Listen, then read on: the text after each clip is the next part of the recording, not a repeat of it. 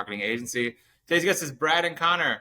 Feel free to introduce yourself and let our viewers know about your background, guys. Sure thing. My name is Brad Kroll. I'm the president of Marathon Photo.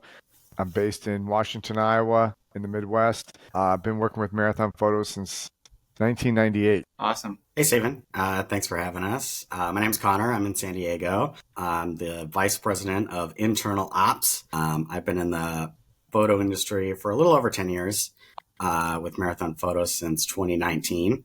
And I oversee everything from finance, HR, down to marketing. Amazing. What inspired you to get into the photo industry? Well, I've always been a big sports fan, so I actually started doing photos at Fenway Park when I was younger, and then I got into the endurance sports world shortly after that. And just being part of live events is really cool. You know, it's people put so much effort into doing these, and just to kind of see someone who could be your neighbor run a marathon is pretty incredible, right? So the fact that we get to do that all the time and capture these people's memories is really cool. 100%. Who's the ideal target audience for Marathon Photo? Good question. I mean, we're a unique brand, right? So what we're doing is we're going out to races and we're capturing photos of the day, and we're trying to capture each race is very unique, right? So we're trying to get the most unique gallery for you. So if you're in Boston, we're trying to get the Sicko sign, we're trying to get Heartbreak Hill, the iconic finish line, right? And it varies per city. So we're in a unique spot where, they're photos of you, right? So it's a very specific audience. So at least, probably 80% of our sales are from the runners, but it varies who's buying, right? I mean, first-time runners obviously want to capture it. People who do these major marathons, it's a really long journey. Sometimes people come in from really far away, so they really want to capture that. And then there are times where we get friends and family that want to buy it as a gift and celebrate their loved ones who just ran a marathon. Awesome. How many marathons do you guys do a year? We're at about 250 races total. Okay. Wow. That's amazing. Yeah, last year we shot just over 1 million participants. That is amazing. It really is. What makes you? Cool.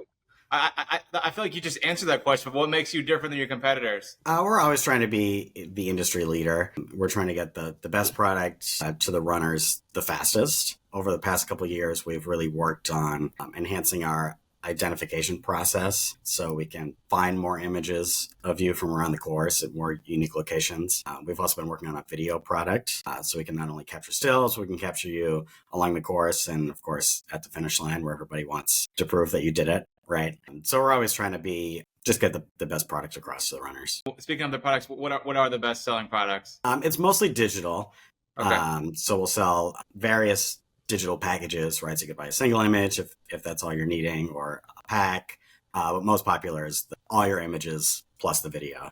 We do sell some physical products, especially at the major marathons. Like I said, people come in from all over the world for those. So that's the ones that people tend to like to print out and have a big display either for their home or their office. And you can put your finisher medal on there, your time and your bib and all sorts of cool assets. So people like to show that off. But especially in the last 10 years with social and just our online presence, digital is very popular. Definitely. That's awesome. What is the future plan for you guys? You guys can both answer, and Marathon. I mean, we're always trying to, get faster.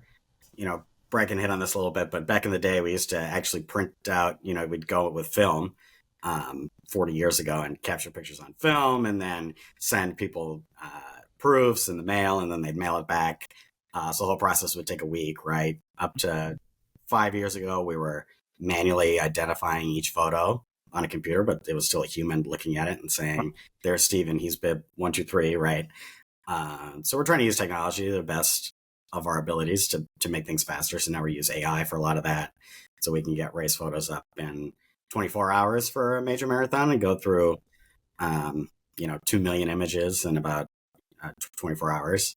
But the goal is always to get it up as fast as possible, right? So now you can run through the finish line, we'll upload it, ID it, and send you an email with that image within about 5 minutes.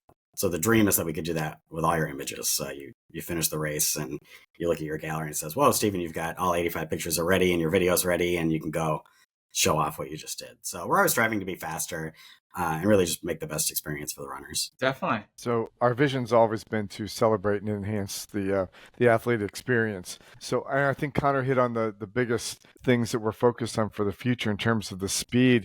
Because one thing that's clear, whether you ran a 5K or you ran a marathon, you always want that instant gratification.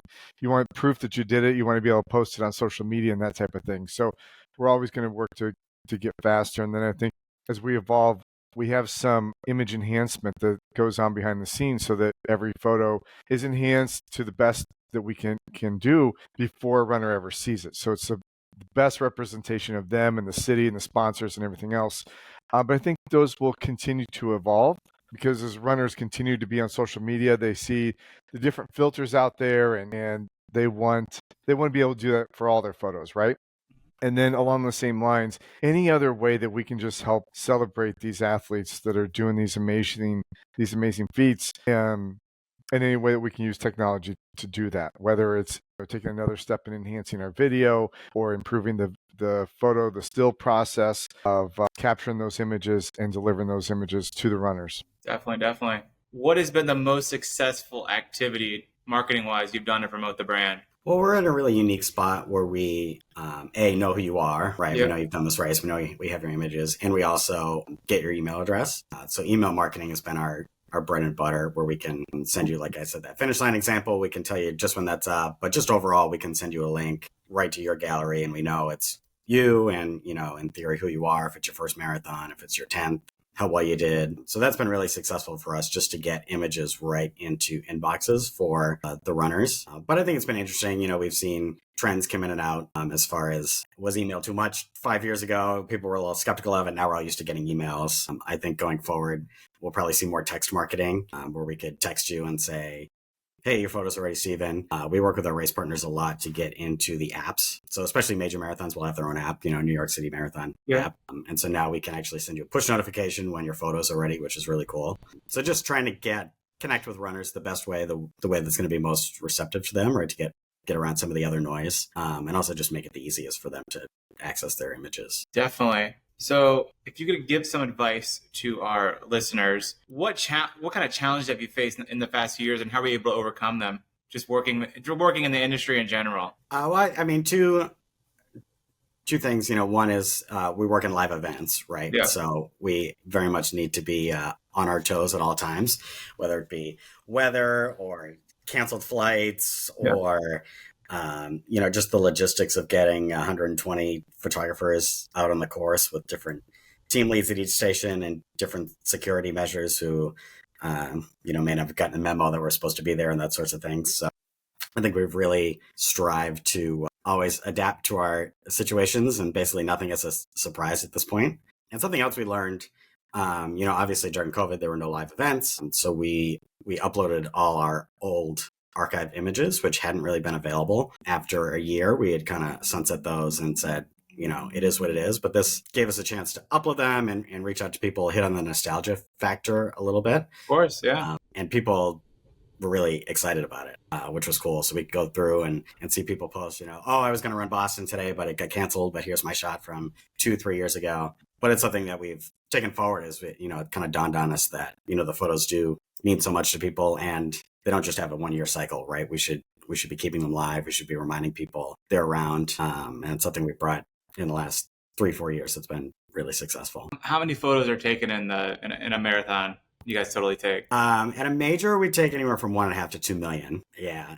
So we should take about, obviously 5K, you can't capture as many, right? So in a year, we capture about 25 million images. That's amazing. And anything I haven't asked you, do you want our listeners to know? The site is obviously MarathonFoto, FOTO.com. Anything I haven't asked you want listeners to know? Would you like to hear a little bit about our history and the evolution to where we are? I mean, we touched on bits and pieces of it. Feel free. Yeah, definitely. Okay. I'm more than happy to hear. Yeah. So in 1974, Connor and I neither one were part of the company at that point in time, obviously. But in 1974, MarathonFoto captured images of runners at the Chicago Distance Classic, which is now the Chicago Marathon, the Bank of America Chicago Marathon. So there's been quite an evolution of that race, as well as our evolution. But as Connor mentioned, we were doing film back in the day, and the film had to be mailed off, shipped off to be processed, and then proofs came back, similar to what you would see when you order like school photos for kids. So you got these proofs in the mail with an order form. You filled out an order form, you returned it through the mail, and maybe a month after the race, you would get your photos in the mail. The evolution has been to where we're now capturing photos. They're all digital, of course. They're being uploaded. Oftentimes, they're being uploaded while the race is going on, especially at one of the World Marathon Majors. Connor's uploading images from the finish line so that when runners exit the park or exit the walk-off, they already have images in their gallery already, and they're already being alerted that these images are ready for their viewing.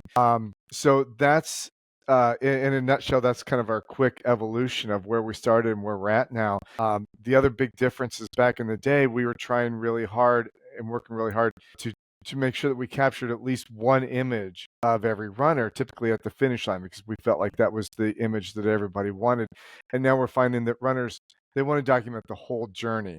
They want everything from the start to the finish. And so now versus then when we would have 2 or 3 photographers covering the finish line only and hoping to get one image of each person, and that was our whole product. Now, for the Chicago Marathon, we'll have 90 photographers between the start and the finish, and runners will end up with somewhere around 100 images in their gallery when they're done, creating a much more robust product and creating a better experience overall. Awesome, guys. Well, I mean, I really appreciate your story and coming on the White Pot. Thank you so much for your time today. Thank you, Steve. It's been a pleasure.